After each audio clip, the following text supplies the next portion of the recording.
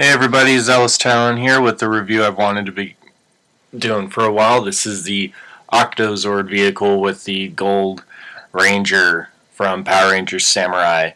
Obviously this is based off of the Ika Origami from Shinkenger, and despite the fact that they call it an Octo Zord, it's obviously a squid.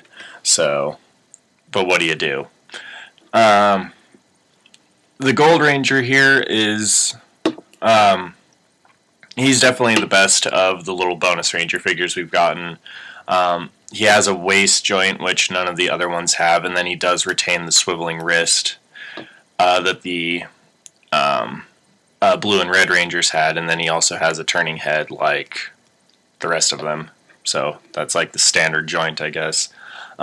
What's nifty about this dude is it looks like he's molded pretty much entirely in black plastic, and then all of the gold was applied as paint, and it really just, it looks so sharp with this nice metallic paint, and the fact that like his arms and his midsection aren't molded in like gold, it really just helps to break up the torso so it doesn't just look like a blob. But he's very cool. I do actually like this one a lot, especially since he's holding his sword down, you know, to kind of emulate the way the, I guess they're calling it the Barracuda blade in the States, but the Sakana Maru was typically held kind of down, with the blade downward, so that's a neat little touch, even though it is the standard Mega Blade, which is kind of lame, I would think. I just feel like he should, since he has a different sword to begin with, he should have something other than a Mega Blade. But, what do you do? The Octo Zord itself, forgive me if I call it Ika at any point, but the vehicle itself is pretty nice. It's very, very well done in terms of its resemblance to the Ika Origami. The main difference here is that there's only one connector on the front now, and that was painted purple in the promo arts, but they just left it kind of the translucent plastic on the final version. There's no connector here in sort of like the middle of his face. Another change is that this Shiba Clan symbol used to be a button that would shoot the tip up, which was spring-loaded.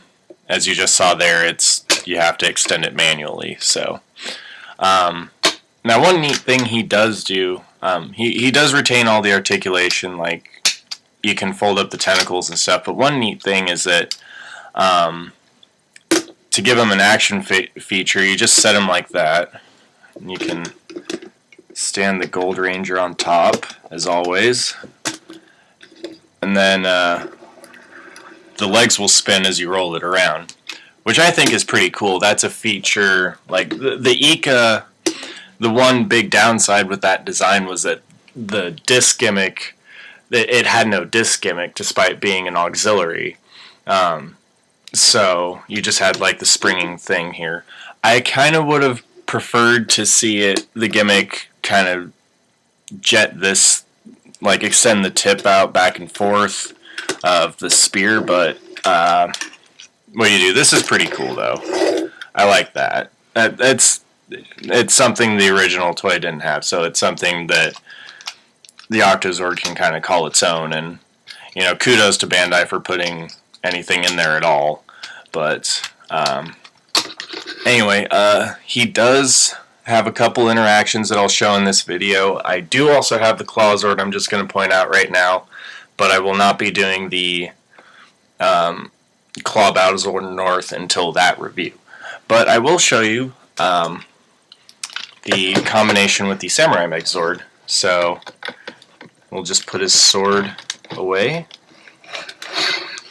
And then this I love because it is by far the most accurate combination we've gotten from any of the Zord vehicles. It's basically spot on. So we're just going to take the base and then pluck out this handle, put it in left hand, and then this bit we'll rip off the tentacles, fold that over, come around to the back of the Megazord, flip that up. These two little tabs here will plug into the back, and then what I like to do is just lift these up a little notch and then just fold the tips down just a little bit. Oh, goodness. Alright. And then the last thing is you'll just want to take the squid body, plug it onto the arm, and extend the tip of what will be the spear, and that is the Octo Spear Megazord, known in Japan as Ikashinkano. And I really do love that this combination is so accurately represented in the toy. It does kind of illustrate how downsized these are, though, because not just in physical size, but in terms of proportion, the Zord vehicles are very much smaller. Because even with this tip extend, the Ika's body should actually extend all the way up to the shoulder. So you can just, if that gives you a sense of just how much smaller these got in proportion to the Megazord, which is fine.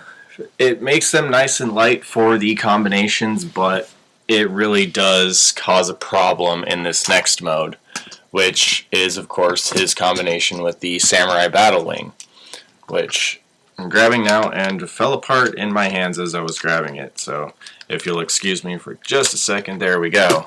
Alright, so the Samurai Battle Wing, or Daitenku, does combine with this as well. We'll just take his parts off the Shinkano real quick. So what you do here is take off the crown and the tiger head, and we'll just combine those together as the helmet that we've seen so many times. Set it off. We'll want to flip the cannons around, if you will, and then take off these bottom legs. And what you have to do with these is make sure that the 3 claws are pointing towards the middle, because otherwise the base is not going to fit in with those standing pegs for the Red Ranger. So we'll do that. Take this, flip it around, plug it back on, and then you can take off the tail for the swordfish, attach it to the body, and take the horn from the beetle and reattach it. So you're left with that mess. And then we'll